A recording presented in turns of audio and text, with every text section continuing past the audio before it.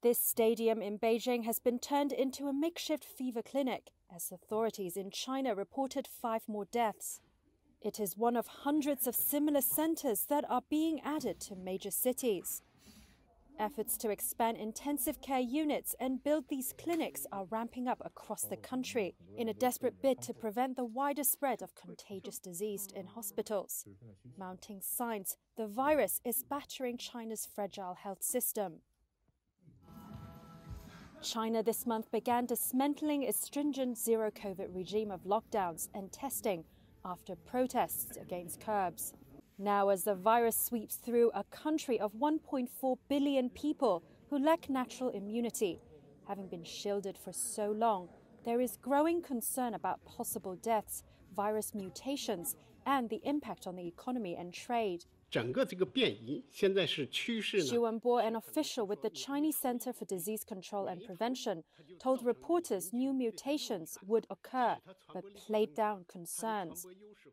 He added that the possibility of new strains becoming more lethal is low.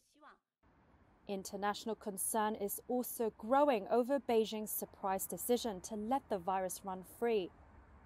U.S. State Department spokesperson Ned Price said on Monday the potential for the virus to mutate as it spreads in China was a threat for people everywhere. The toll of the virus is of concern to the rest of the world, given the size of China's GDP, given the size of China's economy. Speaking at the same news conference as Xu, the head of Peking University First Hospital's Infectious Disease Department, Wang Guiqiang, said only deaths caused by pneumonia and respiratory failure after contracting COVID would be classified as COVID deaths. Heart attacks or cardiovascular disease causing death of infected people will not get that classification. In total, China has reported just 5,242 COVID deaths since the pandemic emerged in late 2019, a very low toll by global standards. But there are rising doubts that the statistics are reflecting the true impact of a disease ripping through cities after China dropped curbs on December 7th.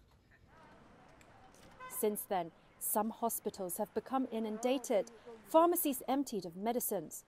Many people have gone into self-imposed lockdowns. In Beijing, delivery workers were seen crowding at pharmacies to pick up medicines.